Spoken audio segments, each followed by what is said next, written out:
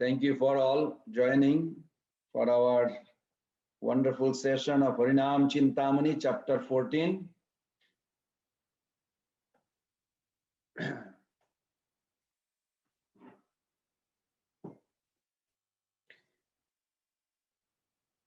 So please let's begin our inner journey, Bhakti's journey within.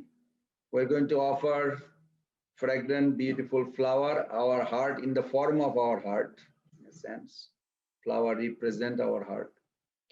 To the lotus feet of all those predecessors who are so mercifully, kindly giving their valuable teachings to help us come back to our original state of consciousness, pure Krishna consciousness.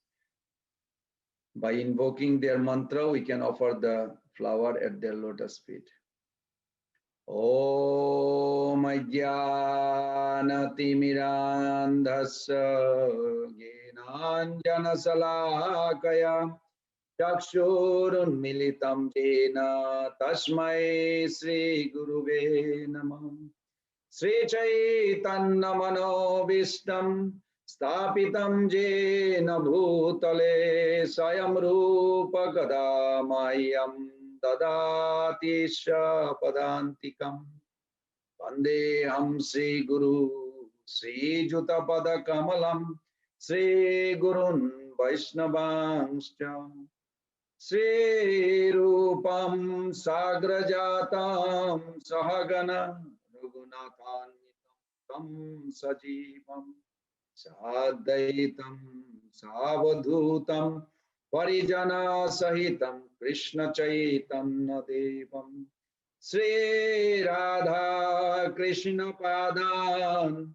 Sahagana Lalita Sri Vishakanitamscha Om Vishnu Padaya Krishna Prestaya Bhutale Srimate Bhakti Vedanta Swamini Tinami Namaste Saraswati Deve Gauravani Pracharine Nirvishesha Sunnavadi Paschata Deshatari Pancha Kalpa Taruvescha Kripa Sindhubhaya Vacha Patitanam Pavanebho Vaishnavebho Namo Namo Vindaya Tulasi Devaya Priyaye Kesavasya Krishna Bhakti Pade Devi Sattavate Namo Namo Sri Krishna Chaitanya Prabhu Nityananda Sri Advaita Gadadhara Sivasadi Gaura Bhakta Binda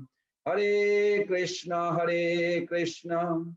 Krishna Krishna Hare Hare Hare Rama Rama Rama Hare Hare Hare Krishna Krishna Krishna Hare Hare Hare Rama Rama Rama Hare Krishna Krishna Krishna Hare Hare Hare Rama Rama Rama.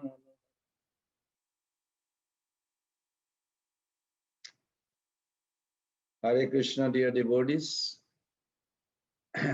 Is there anyone who would like to express grateful attitude, express your grateful attitude towards Srila Prabhupada, Chaitanya Mahaprabhu, Haridas Thakur, Bhaktivinoda Thakur? Anyone left or everybody spoken so far?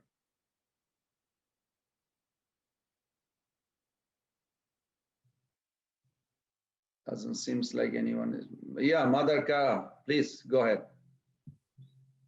Hare Krishna, Prabhu.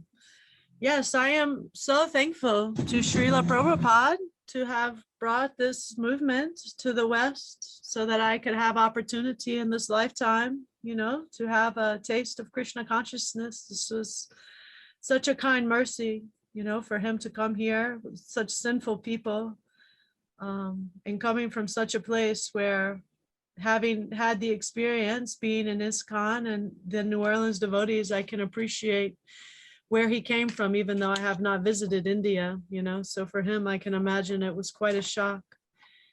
And I am so thankful to all the New Orleans devotees. I came to Krishna in New Orleans, and the New Orleans devotees, they gave me this, you know, their mercy. And because of this, I have great opportunity to come to Krishna. It was Lord Chaitanya's appearance day, maybe 4 years ago now, that I became exposed to Krishna. One day, I just, a couple of days before his appearance day, I just walked up to Gopal Krishna. I think you know him, Prabhu, Pran Govinda. He Yes. took, yes. So this was him. I walked right up to him and I said, Prabhu, I have a garden I want to give the temple. Please, you will allow me to plant it here. And so arrangements were made. And Gopal Krishna, he invited me to everything, to every house program and every birthday and every kirtan and of course every Sunday love feast. So like this, I got invited to everything. So before I was given an opportunity to plant the garden, like this, I went every day to the temple just about on his invitation. And so like this, I got so much mercy.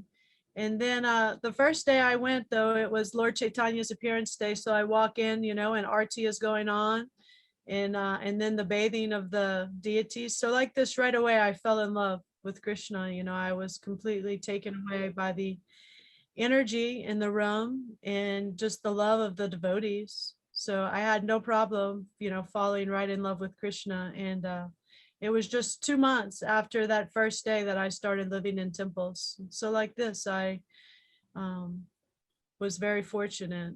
And now Krishna has made nice arrangement. I have little forest in the cabin where I am supposed to be studying nicely. So I thank all of you guys for being here and offering me this opportunity. That is all, Prabhu.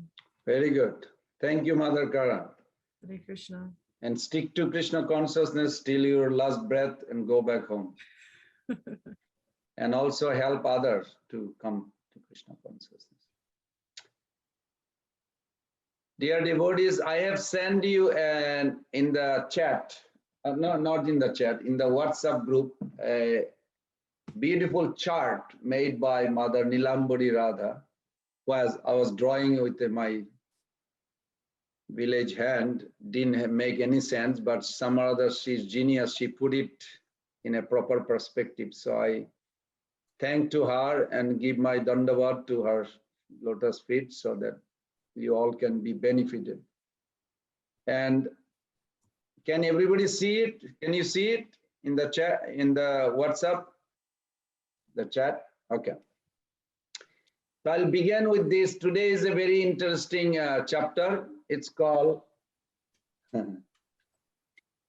it's an offense to the holy name, but offense to the holy name in the form of deity.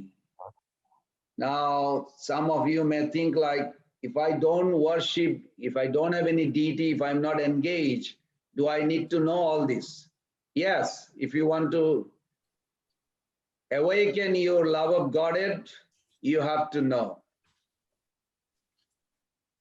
Because the deity, Bhagavan's original Swarup and the holy name, they're inseparable. You cannot separate, they're one.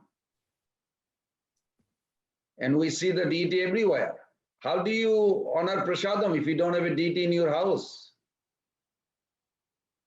So obviously everybody has a deity, I'm sure, right? Everybody has a deity in your house, whether it's a photo or even your mental. There is 8 types of deity in 11th Canto Bhagavatam. There's 8 types of deity. One is a mind, mental, Manimayi, Manomayi. So I wanted to just discuss first a little bit about with this question, so you're not afraid of all these offenses. Also, I want you to be afraid, fearful of the offenses. Because fear is one of the good motivation people moves out of fear. I saw with COVID-19 how people are afraid. I saw with 11.9 when the Twin Towers was attacked in New York. I was in San Diego, how the whole America shut down. People are afraid. It doesn't matter what country you are. They are fearful. It's just question of gradation. So my question is first to all of you, whoever can answer, please say. At this moment in our life, we are contaminated with the material modes of nature. So please answer me, what is contaminated and what is contaminating? Because all these offenses that this chapter is nothing but due to contamination. So question is, what is contaminated and what is contaminating?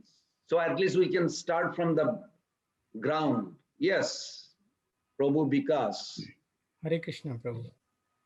Hare Krishna. So, consciousness is contaminated, Prabhu. Consciousness is contaminated. Contaminated. Okay. And what is contaminating is this the whole Prakriti, which is material. It is creating different vrittis in us because of interacting with it, and that disconnection with our real identity. Yes, I'm listening. Disconnecting with the real identity. Yes. So our Sat Chit Anand Swarup, which we are, the pure consciousness, the true self, the complete knowledge, because of this 9-gated prison which we have got and everything else within that, when it interacts with the 5 Panchabhutas across us by which this Srishti is formed, in that interaction, different vittis are getting formed, different samskaras are happening. Okay. All those are the contaminations, basically. Is everybody is aware what this Prabhu is explaining? I hope you are aware. If not, we can discuss further. Okay, good. Is it bhakti that is consciousness carrying is contaminated, or is it the bhakta, the person who is contaminated? Somebody else answer also beside Vikas Prabhu. So we are on the same page. Bhakta is contaminated. Bhakta is contaminated, not bhakti. Yes. Very good answer. Thank you. Vikas Prabhu also very good. Thank you. Now, third person is bhakta means who? The soul that is contaminated, or is it nature, Swabhav is contaminated, or is the faith of Krishna consciousness that he got, is progressing, cannot see what the results supposed to be, cannot see it. So is it the faith contaminated, or is nature, Swabhav, or is the soul contaminated? Third person, whoever answered the other two. I think it is faith as well as the nature also, Prabhu. Both are Little louder. contaminated. I was saying that the faith as well as the nature, both are contaminated, Prabhu. That's why we are away from the supreme reality. Okay. Out of 3, you eliminated 1. Out of 2, there will be only 1 answer, not 2. Then it has to be nature, Prabhu. Very good. Good.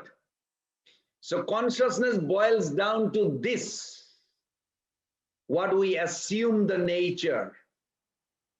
It's like a water became ice. Liquidity is lost. Not lost, but is in latent position. You know, latent, the word latent means it's there, but it's not visible. Okay, very good. Now you look at the chart, Mother Nilambari Radhika Devi Dasi made it. You can also please thank her that she spent some time to make it. I just gave only little idea. So this is very important. Can everybody see the chart? Where you are the soul, conscious being. And you have a subtle body. and you have a gross body. But you also have other side, and the arrow indicates where the consciousness is going. If the consciousness goes to spiritual, you are perfect in spiritual world. There is no fear. Actually, fear is also like a, I'm giving a dumb example. Satyadevata Prabhu, because you asked that question last Wednesday. Let me ask you a question. Are you afraid of just imagine, we are not in the Zoom, you are in a jungle, you went for a hiking or something, and you all of a sudden confronted a big tiger. And you can see your whole body can be inside the mouth even, such a giant tiger. So, will you be afraid? Yes, Prabhu, I will be afraid. Very good answer. So then question comes, where if a tiger is made of, how do you say, rasgulla, and he opened his mouth, he's acting, but it's all rasgulla, it's not a tiger, but it looks like a tiger. Will you be afraid? No, Prabhu. Because it's tasty. Instead of he's going to taste you, you're going to taste the rasgulla. Well, I don't think you will be able to eat all the entire tiger of rasgulla, but at least idea is that you will be tasting instead of tiger taste you. So spiritual life is like this. Spiritual life has all the fear, all the emotion. They cry, they also get scared. Even Krishna gets scared of a tiger. But it is not a tiger that we are experiencing tiger in this world. Those tigers are actually giving Krishna an experience that he wants it. They have a snake. For an example, I throw two example. One time Srimati Radharani, I think I mentioned that, was approach Srimad Bhakti Charu Maharaj. I miss him. He left this world. Srimad Bhakti Charu Maharaj, I asked him, Maharaj, where did you get this information that Radharani asked that question to Krishna when Krishna was extremely in separation, and Krishna says, all right, let's forget this Parokiya Leela. Let's get married and live together. And Radharani said, that will be such a boring, forget it. I don't even want to hear it. I said, Maharaj, this is such a hilarious. He said, where did you get it? He said, from Garga Samhita. So, it's not that Radha Krishnas are not married. They are eternally married. There is a planet, giant planet, bigger than this Earth planet, bigger than America, bigger than anything you know. And the Radha Krishnas are married, all the coward boys are married, everything is wonderful. This is called Sakhya Leela. Jiva Goswami Pad writes like this. Then there is another chamber, they're called Prakosta. I don't know the Sanskrit appropriate English. Prakosta I found as a chamber, but chamber I don't think everybody knows. So I say planet or abode or realm. Prabhupada used the realm, means a reality of existence, another, like a planet. So there is a planet, the highest planet is Parokiya Leela, where they cry for each other. Krishna will go in the middle of the forest, tell the boys, I'll be back 1 minute, because he's missing Radharani so much, and he'll cry, what happened? She's married, how can happen to me? My father is such a perfect man in the entire creation. My mother, the most chaste lady, and look at me. I'm in love with married lady. What a horrible. And Krishna will cry and cry. If ordinary people think like, what is this? This is the concept of God? Absolutely not. But they will never understand. This is Krishna relish. This Parokiya is difficult to understand by a common public. But Krishna relish this, that he is missing and he cannot get out of this relationship, knowing that Radharani is married to someone, but Radharani is not never married to someone. That's his own internal potency. He created. So I remember, I think I mentioned to you all, whenever you hear the Leela, always think this metaphor. Krishna is the script writer. Yogamaya is the director. Krishna is the hero, Radharani is the heroine, and the rest of the Brajavashi is in between, different role player. So what is going to happen? Yogamaya director controls or the script writer controls? Somebody answer me. You know how to make a movie? I'm sure everybody knows. No? You know how you make a movie? To make a movie, you need a script writer. First, he has to write the script. And the director, producer, the actor, hero, heroine, Bollywood, Hollywood, or whatever, different places you can imagine. I'm sure you all saw some movie, at least in life, to relate to this. So just think, this is the first verse of Rasa Panchadhyay, first verse. Bhagavan Pitara Trisarat Utfulla Mallika Bhiksham Rantum Manasa Chakre Joga Maya Samasvita. The whole world takes shelter of who? Who the Shastra promote? To God. They're telling that take shelter of God, all your problem will be over. In this verse, it says something different. It says Jogamaya Upasita, and God also took shelter of Jogamaya. How to understand that?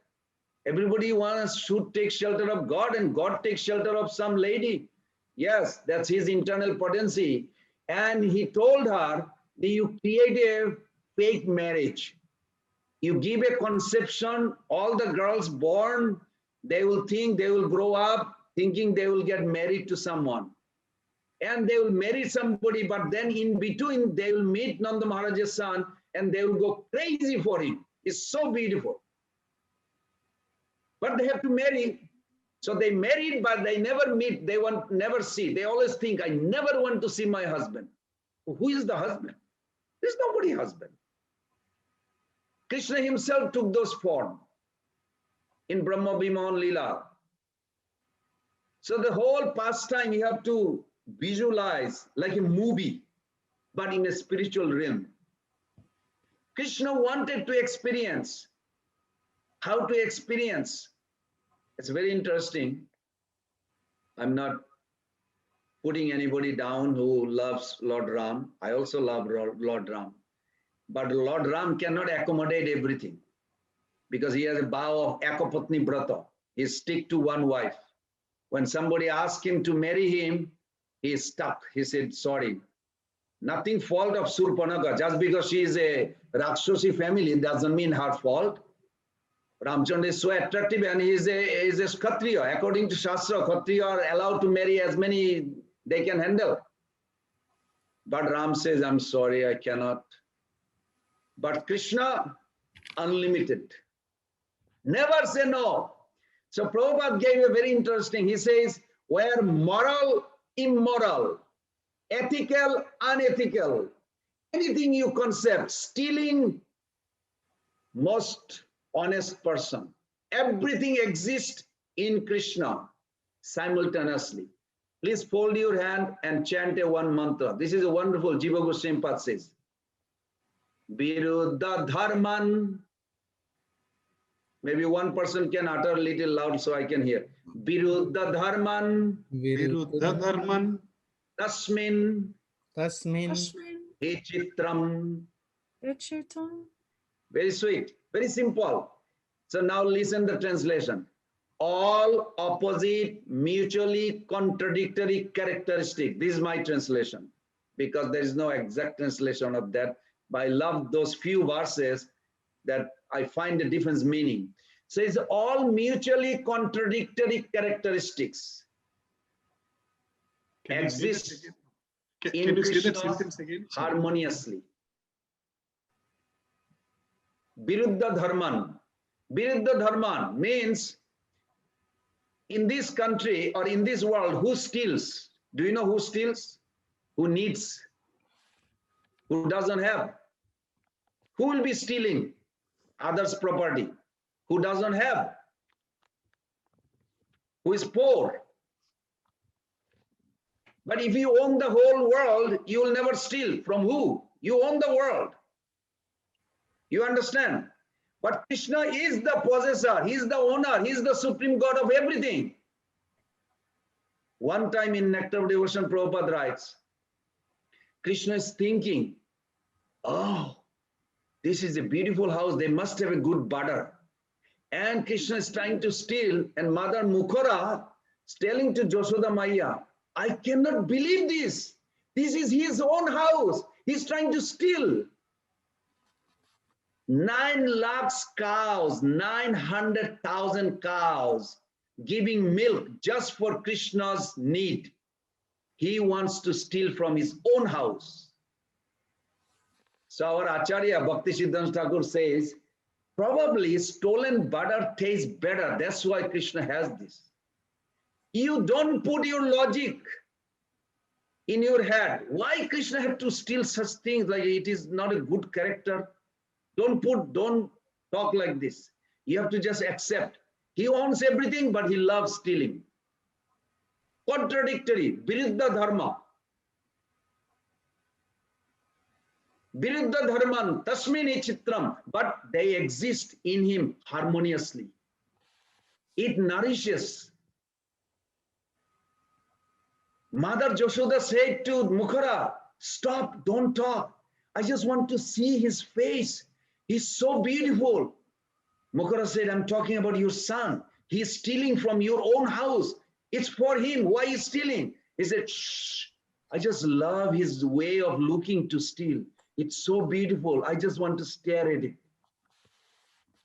So Mother Yashoda, instead of disciplining, she even fails. Because when Krishna wants to steal, he has a different look. It's so attractive, it steals her heart. Who is going to discipline who? This is Krishna. We have to understand. You want to enjoy ultimate ocean of nectar, you go align. How Rupa Goswami Path says, do this, you will be there. And that's Krishna. 24 hours a day he enjoys. And Prabhupada was bragging about it one time. He said, a Germany journalist, I'm sure you heard that story. He came to India looking for God. So he was taking some photo and also writing. He said, I have come to conclusion. I went to many temples. I saw one God, he is meditating. And I said, what kind of God is that? Always meditating. He's very peaceful, quiet. He's meditating. He's holding a trident. His name is Shiva. So they said, if he's God, why he has to meditate for? It's like, didn't make any sense. Then he went to another temple, many temples. He saw very ferocious form, Durga, Kali. So he went all the temples in India at that time, British time. He said, I only love one God conception. It's so good, so perfect. I never need to know more. Even though he's not a devotee at that time. He said, that's Krishna. Anywhere I see him, he's always enjoying. I love that God. If I'm with him, I'll be enjoying. That's all. And that's what I want. So Prabhupada liked it. He said, this is a good conclusion. This shows intelligence. Why you want to worship a God who is also searching for some answer from someone? Krishna never looked for answer. He's self-satisfied, but he still has all those opposite contradictory characteristics. So good. Just like I'm sorry, I'll end with this. Just like one time, Radha Krishna has this sulkiness. Sulkiness means they purposely create, Yogamaya creates a scenario where get little moody. You know the word sulkiness? It's called man in Sanskrit, mana. There's a mana mandir in Barshana, Radharani's place. Means when she is little grouchy, not a grouchy is a bad word, like a little moody, very moody, then she goes to that room. And Krishna has to go there to pacify, and it's a nightmare. Sometimes he succeeds, sometimes he does not. So one time he failed. So Radharani walked out. She's going through the jungle, going back to her home. All of a sudden, giant snake just popped from the jungle. Seeing this, she ran back and grabbed Krishna. Oh, I'm so scared. And Krishna said, what happened to your sulkiness? And the snake started laughing. Ha, ha, ha, ha. I did it, I did it. That's how they serve Prabhus and mothers. That's why all the creature origin in Golak Vrindavan, just for meeting and separation of Radha Krishna. They have a lion, they have a snake, they have everything. But it is just for their union and separation, union and separation.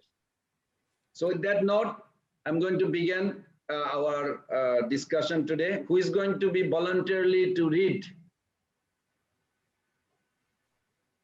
Happy to read, but if anybody wants to read, I'm fine. Otherwise, I'm happy to read, Prabhu. Let's see who is there, who can read.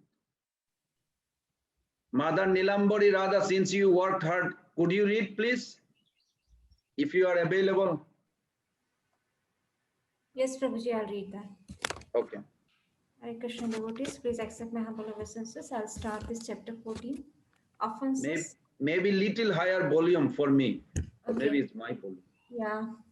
Is it better? Humble obeisances to everyone. Is it better? And everybody, is she audible to all of you? Yes, Prabhu. Yes, Yes, Prabhuji. Prabhu. Okay, very good. Okay, fine. Chapter 14. Offenses in serving the deity. Jai Gauru Gadadhara, Janva Jivana, Jai Sitapati, Shrivasadi Bhaktagana. Mahaprabhu said, listen, Haridas, you have revealed the truth about offenses to the name. By this, the jivas of the Kali Yuga will become fortunate. You are the Acharya of the holy name. When I hear the description of the name from you, I feel great joy. You are the Acharya in the conduct and learned as a preacher, and your character is decorated by the jewel of the name. Ramananda Raya taught me about rasa, and now you have taught me the glories of name. Now discuss the different offenses in serving deity, seva aparadha. Hearing this, the darkness in the heart of the jivas will be dissipated. Haridas said, 1 second, Mata, just 1 second. Did everybody notice that when you meet another devotee, try to appreciate, glorify the quality that devotee has. Chaitanya Mahaprabhu is glorifying Haridas Thakur. If you want mercy of another Vaishnava, try to glorify that Vaishnava. What did Mahaprabhu do? 4 things I counted while Mataji was reading. One, Chaitanya Mahaprabhu says, thank you for revealing this danger of offense. This is a real glory when you find the quality Haridas Thakur did, and Mahaprabhu says, thank you for revealing the danger of offense. 1, 2, he says in Kali Yuga, living entity will become fortunate and will ultimately attain the supreme goal because of this. 3rd, you are, and then he gave him a position. You are Acharya of the holy name, powerful Acharya of the holy name. And 4th, he said, you have taught the living entity Harinam, holy name, Namabhas, and the glory of holy name. 3 things. Try to see this. If you really practically, Prabhus and Mother, if you practically use this every day, you will become another level immediately. In the beginning, it will be difficult. For a month or 2 months, 3 months, you'll say, oh my God, every time I have to speak somebody, I have to appreciate, and it will be difficult. But after 3 months, you don't want to get out of there. It's so much good feeling. When you appreciate the genuine quality of another Vaishnava, it illuminates your heart and their heart. And your relationship with each other becomes so good in the temple, it will be like a Vaikuntha, your existence. Now you may say, are you practicing this, Pran Govind Das? Yes, I'm practicing this and I see the result. It's wonderful. And I also don't like what I did before, not did enough good. So I'm begging also for mercy to Mahaprabhu and Nityananda Prabhu to at least forgive me that I did not behave properly or respect others.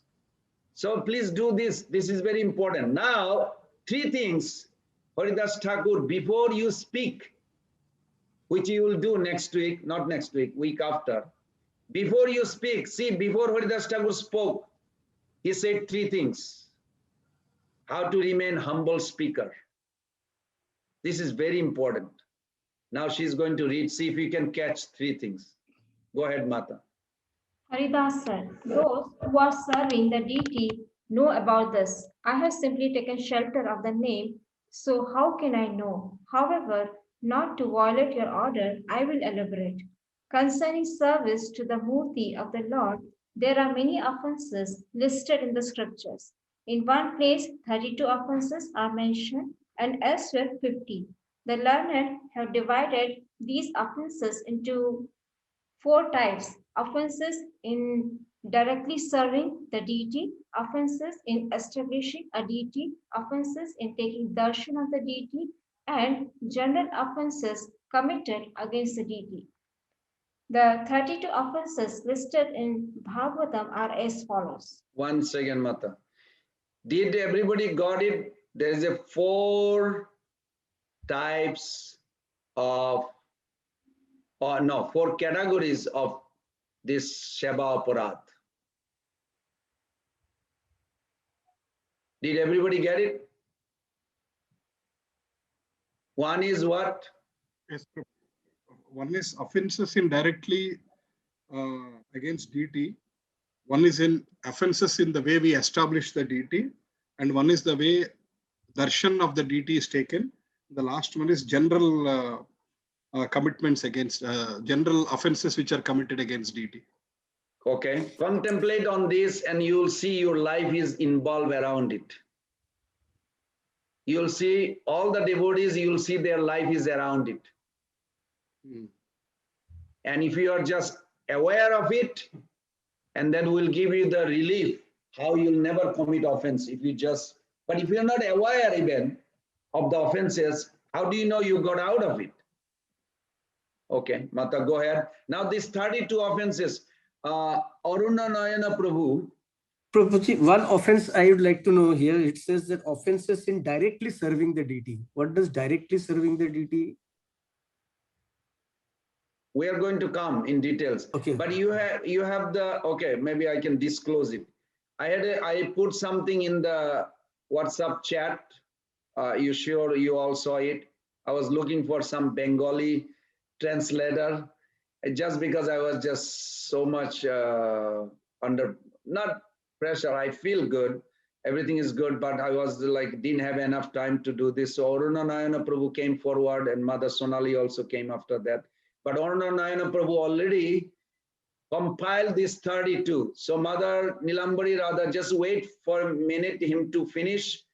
He's going to read the translation. He found it's correct. The book that we have, it's good, but it's not exactly aligned. I had a doubt. So I went back and forth and I was thinking like, if I do it, I spent already 4 hours and I could not come up. I corrected the rest, but this 32, Aruna Nayana Prabhu, can you read that? So everybody get the correct version. Pranam Prabhuji. The 32 offenses listed in the Bhagavatam are as follows. Number 1. Now you're reading the one you corrected it, right? Not the yes, book. Yes, Okay. Prabhu. Okay. Entering the temple with shoes on. Second offense, entering on a palanquin or a car. One should enter the temple with an easy heart, without demur, free of unrestrained feelings. Prabhu, go slowly. 1 second. Everybody understand why of entering in the temple with shoes is bad? Can somebody say quickly? It is offense. Because I know it is offense, but why? Because shoes carry all the dust from different places. You are contaminating the purity of the temple. Thank you. Because it can step on stool too. Yes, Dirty stool, yes.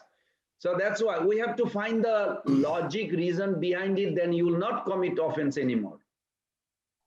We cannot just accept blindly, then we will not understand. we'll just follow as a, there has to be spirit behind the rituals in order to be spiritual. There has to be conscious understanding. So Ornanan Prabhu, you can read, but if somebody has a, you know why, if you have a question, you can pause or you can raise a hand and say, go ahead. Okay. Number 2, entering on a palanquin or a car, one should enter the temple with an easy heart, without demur, free or unrestrained. Number 3, not observing festivals, example Janmashtami and Ratha Yatra, for the pleasure of the Supreme Personality of Godhead. Number 4, not paying obeisances to the deities. Number 5, reciting prayers in an unclean state, not having cleaned hands and feet properly after having prasad, etc. Number 6, bowing on one hand. Number 7, circumambulating in front of the deity.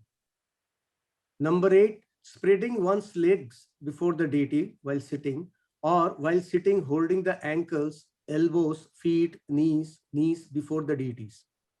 Number 9, sleeping before the deity. Number 10, eating before the deity. Number 11, speaking lies before the deity. Number 12, talking loudly in the temple room. Number 13, gossiping. Number 14, cursing or giving charity to beggars in front of the deity. Number 15, fighting in the temple. Number 16, crying, not out of bhakti, but out of material lamentation in front of the deity. One second. See how he explained that? One translation said not to cry, but then Ornanayan Prabhu corrected it. He says, if you have a bhakti, you cry, then it's okay. Out of feeling separation from the Lord or not coming closer. But if you don't have a bhakti, you coming for your some nonsense things, you come, that is offense. Everybody understand? I like the new translation. I send it to your WhatsApp. You can forward it to your site if you want. Prabhu, one question here. If somebody is having a serious health problems and they go in front of the deity and cry and ask for mercy, is that an offense? What is the intention behind? Why you want to stay alive? Okay, if I am doing for myself, I understand. Why do I want to be alive? Let's say if I am crying and asking for a family member to please cure them from an illness or something, and if I go and cry in front of the deity, is that still an offense? My point is that if I come to you and you are a millionaire and say, can I have a $10,000? You never met me. I don't care about you. I just want your money because I don't have money. You have money. Come on, give me $100,000 or $10,000. Is that okay? If we don't know, we cannot ask a stranger. So it's just use that in that case. If that person has some kind of a respect to God, some kind of only taking advantage of God for my sense gratification, it is not proper, isn't it? Understood. Then that's like a business. Yeah. Correct. Even not business, because they're not giving anything. They just want help. So something like that. Okay. Go ahead, Prabhu. Hare Krishna. Using harsh words, number 17. 18, criticizing others. 19, covering oneself in a blanket before the deity. 20, praising others before the deity. 21, using obscene language. Number 22, belching or passing gas. 23, not offering the best articles possible in spite of having the means to do so. Number 24, eating food not offered to the deity. 25, not offering fruits available in that season. Number 26, offering already enjoyed food. 27, sitting with one's back to the deity. 29, paying respects to others before the deity. Number 30, not glorifying the Guru. Number 31, praising oneself, one's achievements. Number 32, criticizing deities or demigods. Very good. Now, anybody has question? In your case also, Satyadevata Prabhu, you could introduce them. He said, you have come, you want me to pray, but why don't you pay obeisances? Let God see that you are here for his help. At least engage them some bhakti. Then you can ask. Prabhuji, on that seventh point, circumambulating in front of the deity, this is a question I have. I'm a South Indian. Throughout our life, in the puja, when there is a process of the puja, at the end of the puja, they ask us to do circumambulating 3 times ourselves by holding the flower in the hand, do it 3 times and then go and offer. That is very, very common in every ritual in South India. So whenever I read this Nectar of Devotion or this one which says circumambulating in front of the deity is an offense, I couldn't understand it. You giving attention to the Lord or giving attention to you? That's the question. If you're giving attention to yourself, you are very important. You are a fortunate person. In front of God, it is like a humiliation. You know, Yes. you're not giving the credit that God made you good, and you're not giving credit, instead you're taking. It's like a stealing. So but like circumambulation, the whole idea of parikrama means you get the quality of that who you are circumambulating. And it should be clockwise. If you go counterclockwise, you get the bad quality. Not from that person, from something else. Understood. In South So when India, you go clockwise, you get the good quality. Also, you appreciate that. Chaitanya Mahaprabhu was so funny. He told Ramananda Rai. He says, where are you going? He says, I'm going to do parikrama to Jagannath.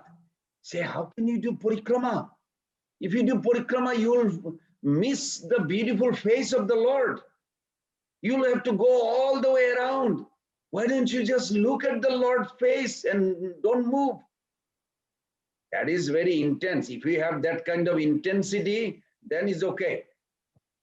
But in general, when you take the Lord's merciful blessing like a flower or some itinerary, and then you appreciate that the Acharya gave in that South India. I also saw some other places also in South, they have that.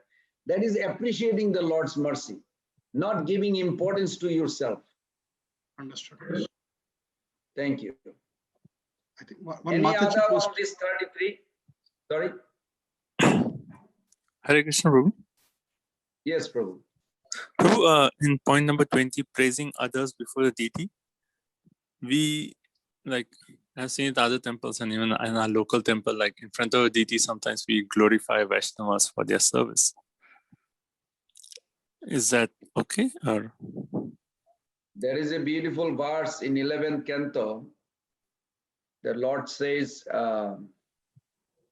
Adara paricharjayam mad bhakteshu abhibandanam mad bhakta puja abhadika sarvabhuteshu manamati. When you have a love for me, Lord says, adara means affection. When you have affection for me, paricharja means worshipping. You worship me very elaborately. At that time, you should glorify my devotee more than me. You should worship more than me. Because why? Because through that devotee, you will develop love for me quicker. So from that case, in that sense, you are allowed to glorify. Actually, it pleases the Lord. Why do we glorify Prabhupada so much? Because it pleases Krishna. We're not glorifying because they need to hear their glory.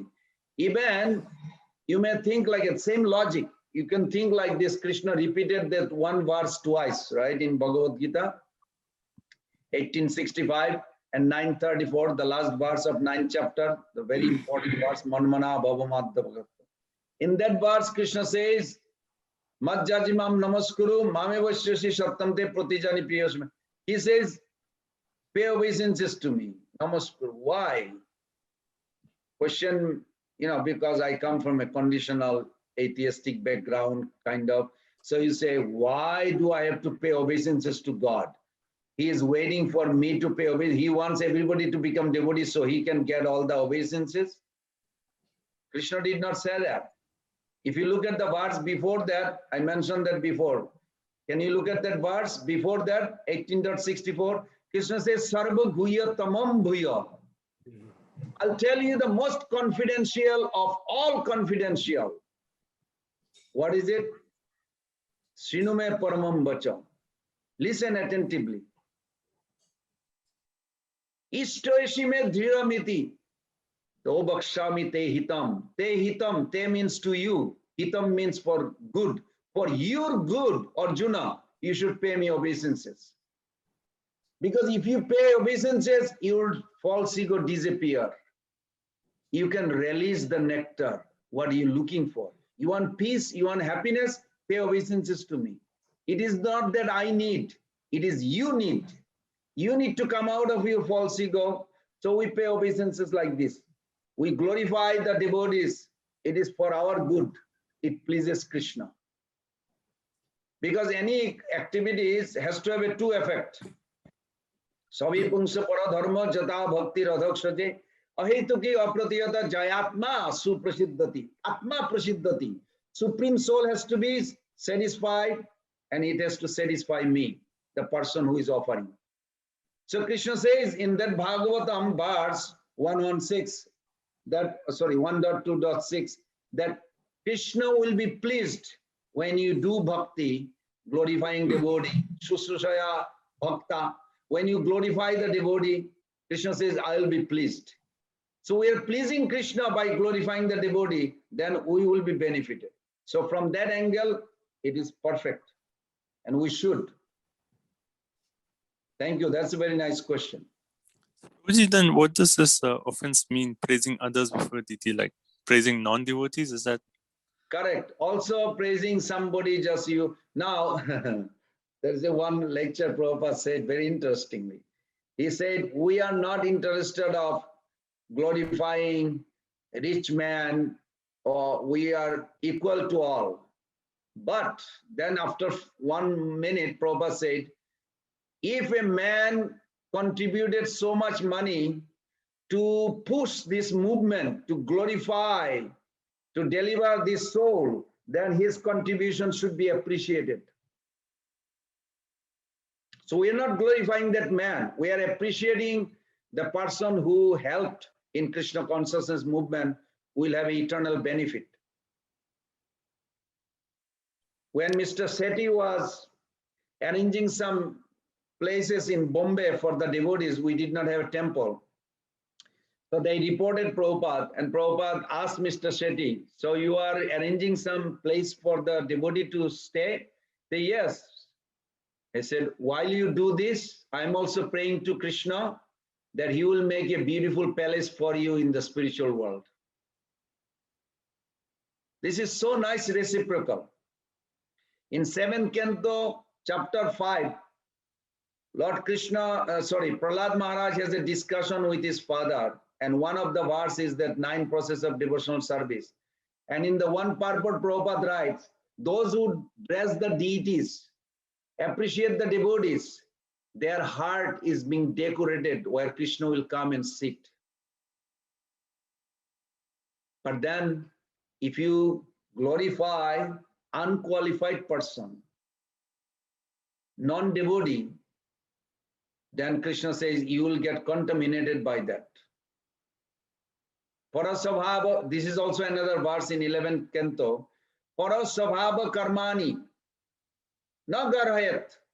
Parasabhav means the nature of another person. You do not need to glorify another person's nature, another person's quality. But when somebody becomes devotee, yes, you should glorify. But glorify what quality? The devotional quality. The man is giving his money. The man is giving his time. Prane artha diya vacha sreya acharanam sada. 4 ways you serve. Prane, you give your life. If you cannot give your life, artha, you give some contribution, your money, wealth, land, whatever. Diya, you're intelligent, means you preach about Krishna, like we are doing right now. Vacha, speak about it, and money, or whatever. If you give something for ultimate benefit, it pleases Krishna. Pranay artha diya vacha sreya acharanam sada. This should be the quality of, I would say, standard of measurement. If anybody contributes one of these four, like most of you all are giving your life for Krishna, isn't? What do you do from morning till evening? It's all for Krishna. Whether you have family or not family, it's for Krishna. You are coming forward. So that means you gave the first one. But some people cannot give their life. So you let them give some money. You let them give them some time or some facility, food for life program. Some people come here, they distribute food. That's all they do. They don't chant, they don't, slowly they're coming. So four way we can get benefited like that. So Aditya Narayan Prabhu, yes, non-devotee we should not glorify. Thank you so much, Prabhuji, for wonderful answer. Thank you. Thank you. If we don't have, then we can go for the other next 35 or 40. How many is there? One place is say 40, one says 50, one says 35. Harinama Nayana Prabhu, you also did that translation? There, most of are in order, Prabhu, except for two of them. Okay, you read that and then Mother Nilambari Radha will read the rest. Hare Krishna. Other offenses are touching the deity after eating the food of a materialist, touching the deity in a dark room, approaching the deity with proper etiquette without following the Vedic injunctions as being unclean, opening the deity doors without musical instruments or sounding, offering food seen by a dog, speaking unnecessarily during puja, going outside the deity room during the course of doing puja, offering incense without a fragrant flower, offering unsuitable flower during puja, commencing puja with unwashed mouth, having sex before puja, touching a woman during her period, touching a lamp, touching a dead body, wearing unsuitable cloth,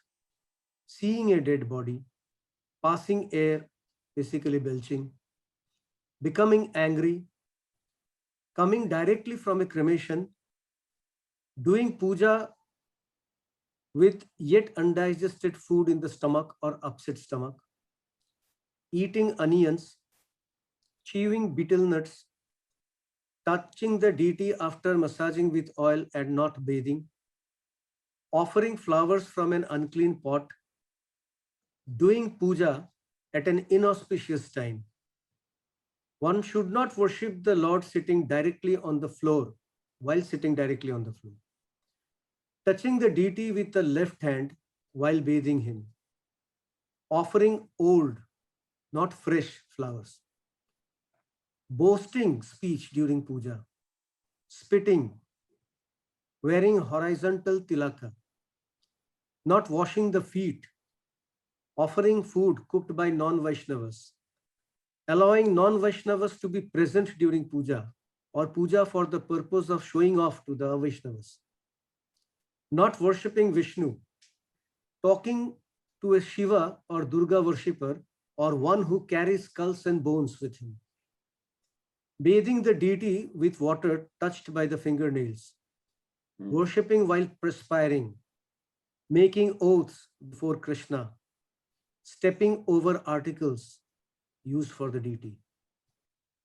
These are the 40 offenses mentioned. Very good. Any question on that or reflection? Yes. Otherwise, yes, Mother Anastasia. Krishna. It is mentioned that we should not wear unsuitable clothes as well, like during, while entering the temple. And I've read recently in Nectar of Devotion, it said that we should not wear garments of red and blue color. Why is that? It's a, this talk, I heard this 40 years back, 30 years back, 20 years back, even 2 years back. So generally, there's a few ways to look at it. I don't know where the reference is, but this one devotee in Radhakund, I was there for a couple of weeks, few years back, and he says that Jotila and Kutila, they love wearing red and blue, no other cloths. So he said, never wear red and blue. Why Rupa Goswami Pad put it? And I said, where is this explanation coming from? He said, from the Goswamis. I said, oh, little more precise will be helpful. He said, I don't know, I heard it from my Guru Maharaj that whenever they see red and blue, it disturbs Radharani's mental equilibrium. She cannot focus. She cries, she closes her eye. Why my misfortune? So he said, red and blue, no gopis will wear. No manjaris will wear. They will mix something. Reddish, pinkish, but not origin red. Because these two great personality, they are also eternally there. Like Ramchandra Puri. He is also there, criticizing, finding fault with the devotees. It's also there, meeting Mahaprabhu. So these things are there, so we have to be careful. Also, this says that it's a color of Rajagun and Tamagun. That's in Bhagavatam, that's true. The color of Rajagun is red and Tamagun is blue. So, but then Rupa Goswami Pad says, for a good reason, we should just follow it.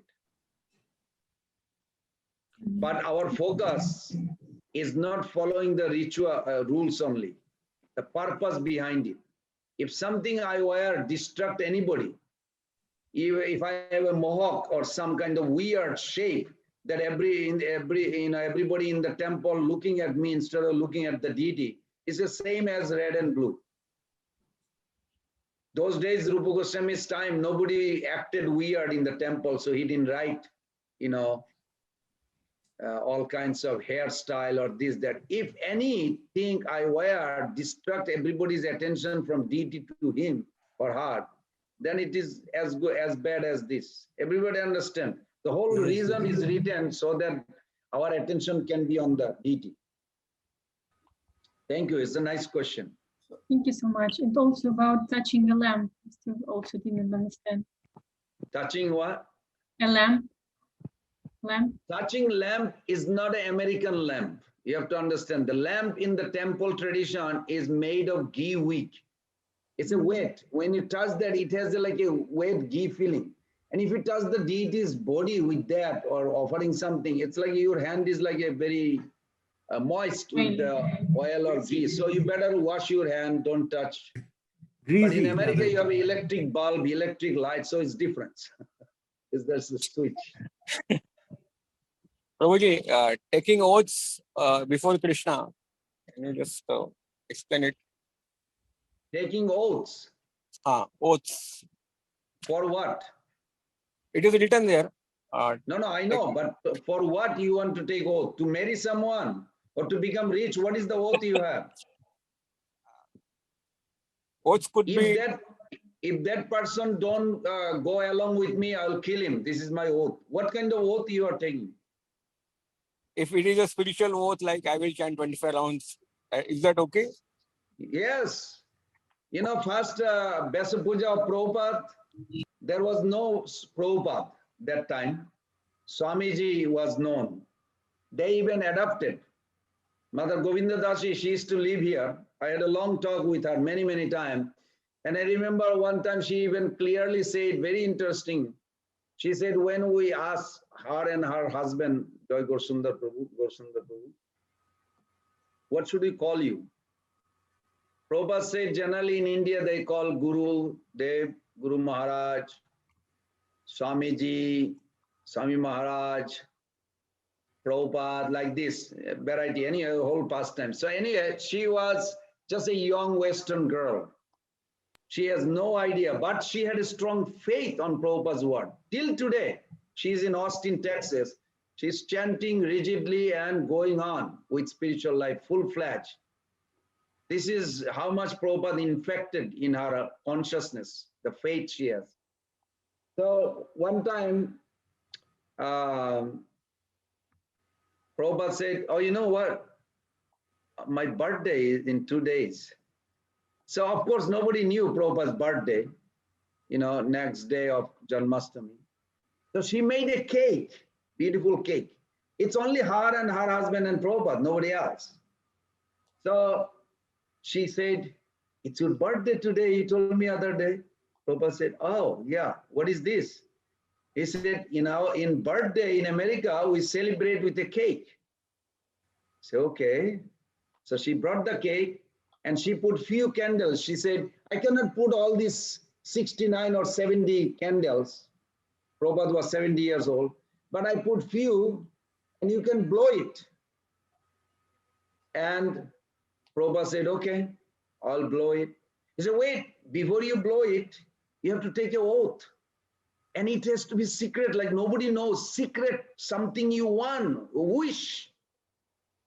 And that wish will be fulfilled when you blow the candle with that wish. Prabhupada said, I wish that Krishna consciousness will be spread everywhere. No, you have to keep it secret. Prabhupada said, that is my secret. He said, but we are hearing it. He said, that's my secret. I don't have any other secret. So, okay, you take an oath. I take an oath that till my last breath, I'll try to remember Krishna and never forget him. So it's supposed to be all secret. Prabhupada said, that is secret for Vaishnava. Anyway, then end up having a cake. Prabhupada, that was Prabhupada's first birthday. Only 2-3 devotees. But there was no ISKCON at that time. So it's like this. So in that case, oath is okay as long as it is for progression in spiritual path. Thank you, Prabhu. Thank you. It's a nice question. Hare Krishna. All right. Hare Krishna, Prabhu. Yes, Prabhu.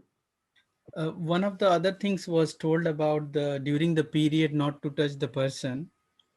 So, Prabhu, like historically, we have been maintaining a saucham around it in the families as a tradition also in India, but scientifically, I don't understand it. So, can you throw some light on that? Like, how does? Your wife will be able to explain you better than me. But what I understand that when Rupa Goswami Pad wrote this originally, and Padma Puran, actually he got it from Padma Puran also, he gave the reference. And Bhagavatam also gives some.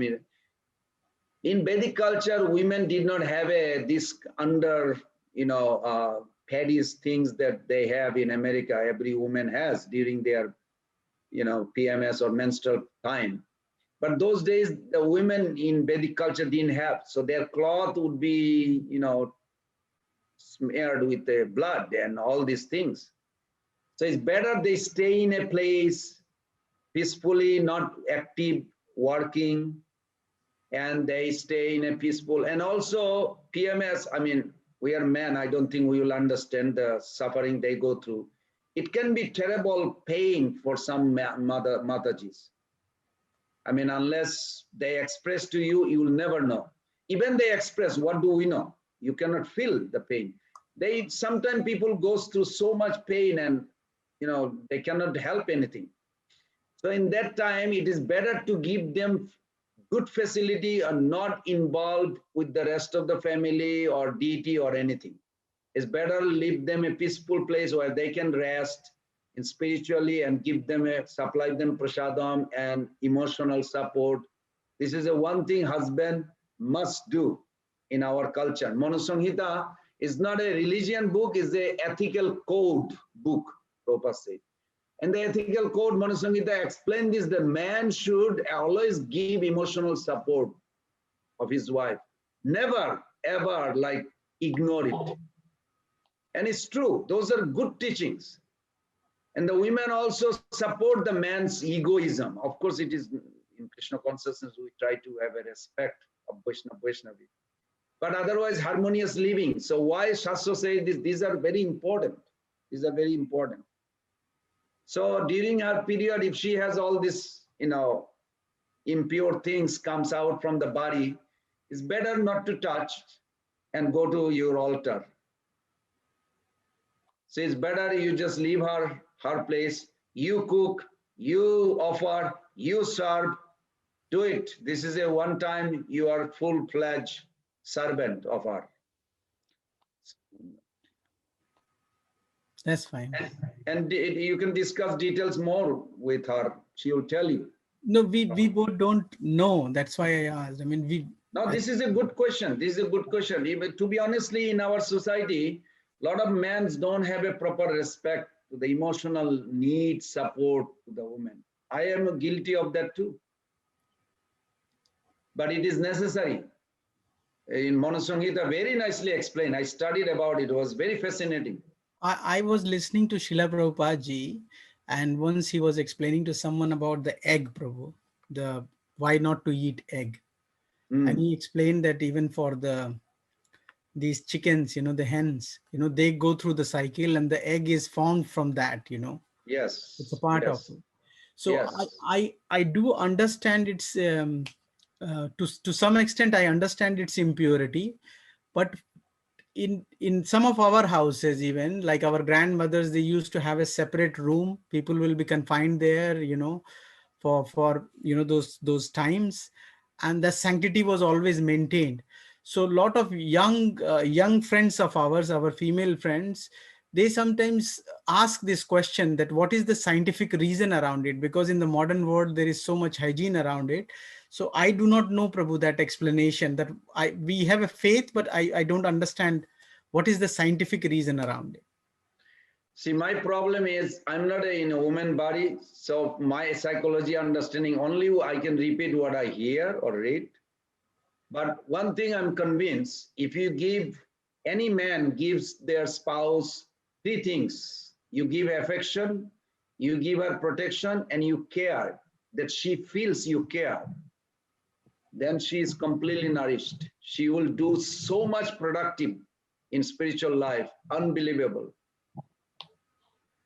And also, a man also expect two things from the wife. So like this, there is a harmonious living in our society. I'm sure there is a Grihastha, I believe there's a committee, they are promoting those things also, very nice, so that we can have a harmonious. Because outside people don't care how deep philosophy we have. They care how loving relationship, how lovely atmosphere. We may have we have the best philosophy, there is no question. Prabhupada told to Jamuna Devi, she had a little problem because she said, when you leave Prabhupada, this man, some sannyasi authority, they don't treat women, they think like they are like a low, and she was expressing, and you can read her conversation with Prabhupada. It's so nice. Prabhupada knew this. This is always everywhere, even in India, I saw, even in India. They just tolerate, the women tolerate, but they don't express. But actually it is not, Vedic culture is not like this. Vedic culture, there's a proper respect from both sides. There's a mutual respect between husband and wife. Of course, it's so much corruption with the economy and this, that it's not easy to revive. But then Prabhupada gave a logic to her. He said, you'll never find any philosophy is as best as this, so don't go. Just for that stay. She said, but when you leave this, some of the men treat like it's so. Then Prabhupada said, you'll never get a lifestyle where you can have prasadam. Every food you eat is offered to God. It will be difficult to live by yourself outside. And so Prabhupada was giving so many logic, and I took it. I was thinking, and when I met Jamuna Devi, I was also talking to her. I was like, wow, very wonderful. Of course, I didn't understand. I still don't understand all, but I'm convinced the Prabhupada wanted a wonderful, loving relation amongst the Prabhus and mothers, where people will be attracted. That lifestyle is so good, we want to be a devotee. I always say to the parents, I'm not falsely proud, but I have two sons. They are wonderful devotees. And the reason I see that, because I was not trying to pretend. I really enjoy, I really love Krishna consciousness, and they see that, they feel it. So we pray every day, even though they are grown up, 27 years old, we still pray every day. It's like a ritual from 2 years old till now. We have like a whole Mangalacharan before we go to sleep. And we do, even I travel other places, we do. I saw so many things, and I see they became very wonderful. They see and appreciate Krishna consciousness. by seeing. The children, they don't listen, they see it, but they don't speak. When they grow up, they will execute this. They see the parents are happy in Krishna consciousness, they will become Krishna conscious. If they see parents are fighting, having an argument, children will notice. They may not say it, they will not be happy. They don't want to practice Krishna consciousness. Because Krishna consciousness is not automatic. Children, as you said, they will ask the question. Yes, they have a right to ask the question. Shastra says this, Jiver ostibista dui sanka gomoy. Sanka means the conch shell, is the bones, and the cow dung is a stool of a cow. So according to Shastra, is the Mahapavitra hoy, is the purest. But everybody don't have a faith. How come other animal stool is bad and cow stool is very pure? Then Prabhupada add it little bit. He knows the Western mentality. Prabhupada said that antiseptic. It's actually cure. Keep your place very sanctified. So, but those not required, but to make them understand why Shastra said those are. Prabhupada also explained. So it is wonderful to think that, okay, not everybody will have a faith strong that any bones you touch is bad, so you should take bath. But if you touch the bones called shankha, conch shell, it's purifying. So like that. So it's good that they ask you that question, because those are also some doubts within us that we don't address sometimes. They are pulling our doubt out. They're helping us. Thank you, Prabhu. Thank you. Mother Nilambari Radhika, would you like to finish the rest? Yes, Prabhuji, I'll do that. Sorry. Go ahead. All these offenses in serving the deity will obstruct one's bhakti. Anyone worshipping the deity should avoid these offenses. The devotees avoid both seva and nam aparadhas, and thus taste the nectar of devotional service. When a devotee commits a seva aparadh, he should rectify it immediately. With the nam aparadh, with the nam aparadh, he must constantly be rectifying, improving, and avoiding. One who is on the level of bhava worship the deity day and night in the solitude. He makes no offenses against the name or in the service because his service is performed in his mind. On the order of Haridas, the devotees chant and touchstone of the holy name. Done, Prabhuji. Hare Krishna. Very All good. glories to Haridas Thakur. So we're done. We'll do next week, 15th chapter. And I was thinking one day maybe we'll talk about consciousness and free will. But we'll see it. I'll let you know. And on this, there's a few points of Bhaktivinoda Thakur made. Let me see if I can find it. It's almost 20 pages, Prabhu. The chapter 15. Yes, so we. Chapter I 15 meant is to say we 20 need to have a pages. lot of time to read. So we will need a lot of time. So maybe I'll end with this. This is Ramanujacharya's beautiful explanation. Every devotee always think 5 manifestations of God every day. One is called, you can write it, Para. Para means supreme, origin. And then next one is Buha. Buha means quadruple expansion. Sankarshan, Vasudev, or Niruddha, Pradyumna, like this. Third is Avatara. Fourth is Brahman, Paramatma.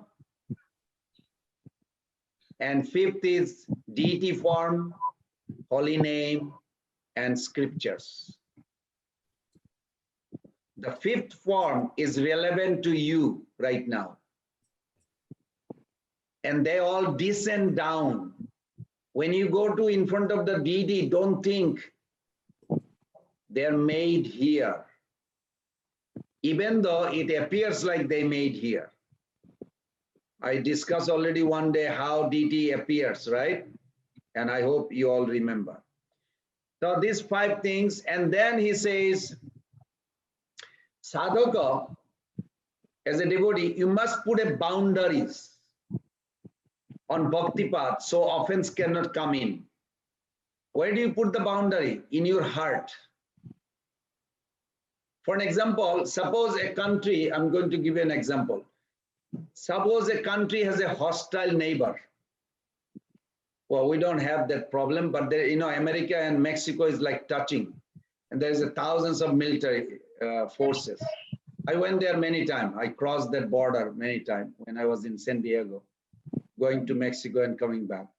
Boy, you have sometime half an hour, 1 hour, 2 hours line just to cross the border. They investigate everything.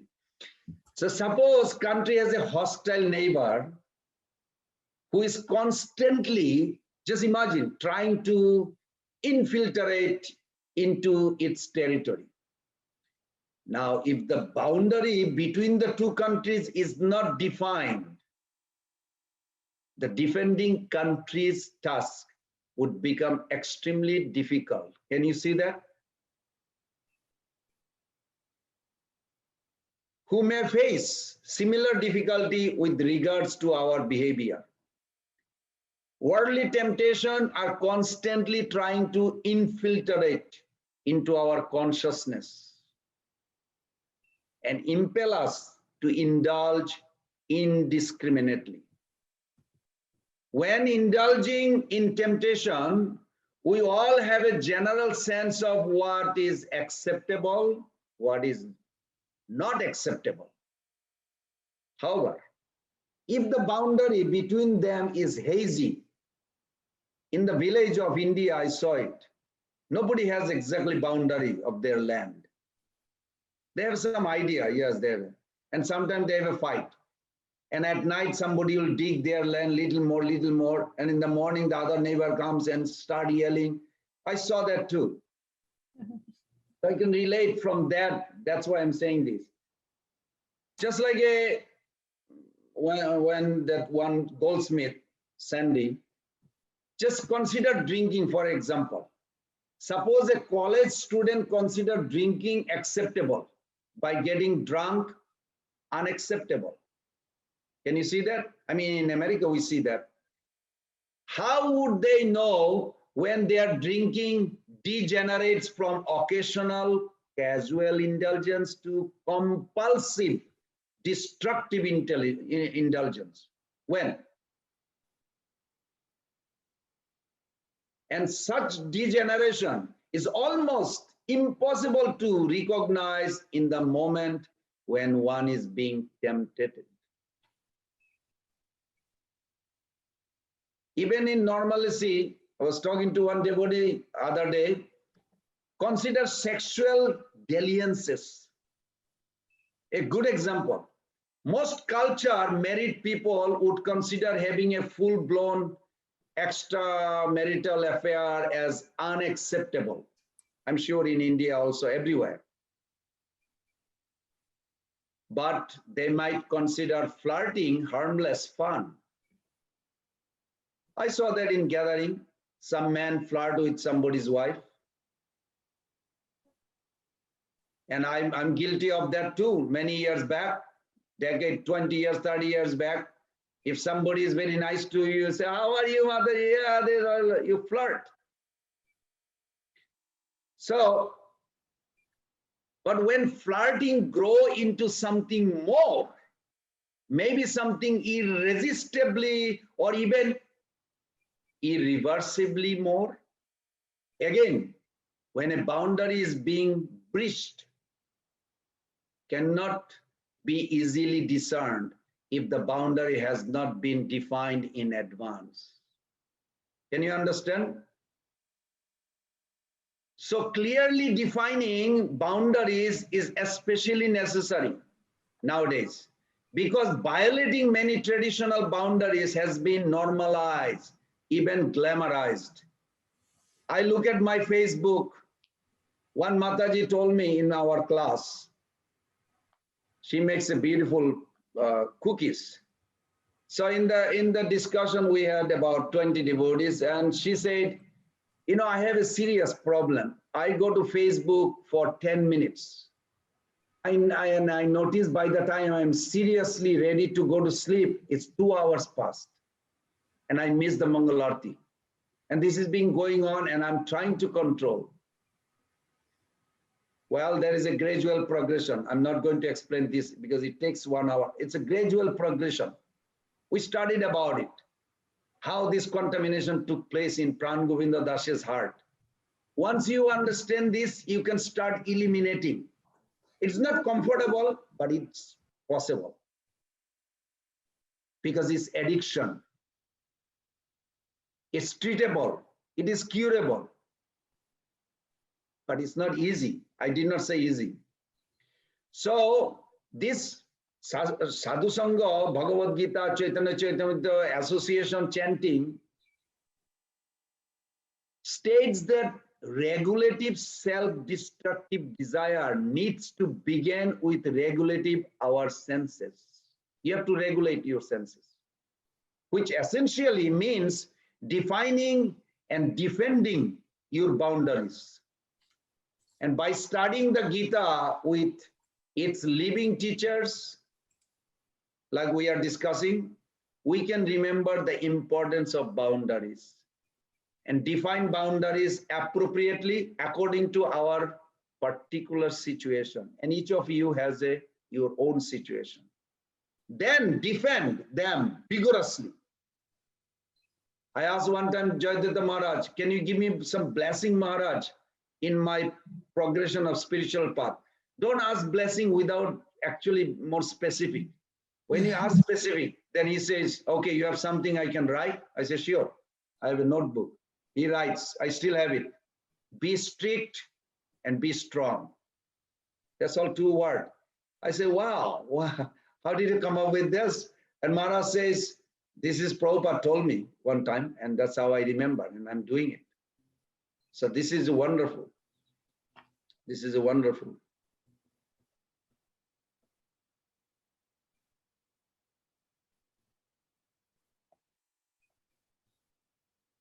So you have to create a boundary. I'll end with this, that you have to create your own boundary. That how far you can go, how much you want to spend time on Facebook or whatever distraction will come. And it works, Prabhus and mothers, it works. It works for me. I see that if I click on this, it will take me for 10 minutes. I don't have time. I don't want to waste. I have a more important things right now with the spiritual life. And I see that it became a habit, never bothers anymore. You constantly. So I summarize in one sentence: to protect yourself or ourselves, I would say, from self-destructive indulgence, you need to define boundaries clearly so that you can defend them competently. Everybody got it, right? Very good. Because you really need to protect yourself from self-destructive indulgence.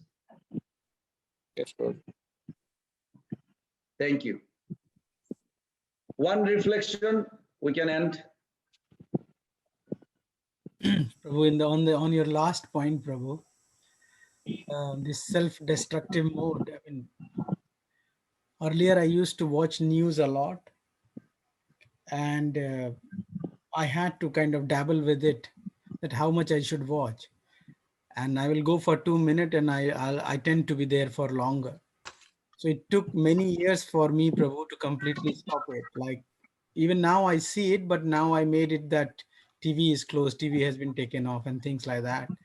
But this point is very strong. It's just not about TV, but creating that boundary within ourselves is very important, because I tend to keep myself more free on everything, and I always thought that I'm in a control, but it's not true actually, because Thank you. I have learned in a very hard way and over a very long period of time that it's kind of an misconcept. It kind of overconfidence where you think that you are confident and clear, but it's not.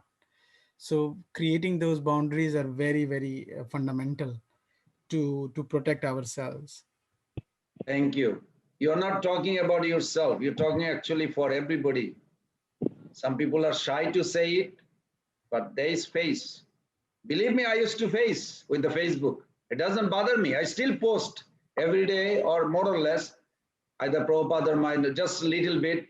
But then I get here, there comment, but I don't look at it. It's okay. Nothing bothers. So this is important, that to protect ourselves from self-destructive indulgence, we need to define boundaries clearly. Why? So that we can defend them competently. Very good. So any reflection today from anyone? Yes, Mother Anastasia. Another thing I remembered that I would like to try to involve more in my life is praising more devotees, like in general, people that we meet, try to find in them good qualities and tell them about it.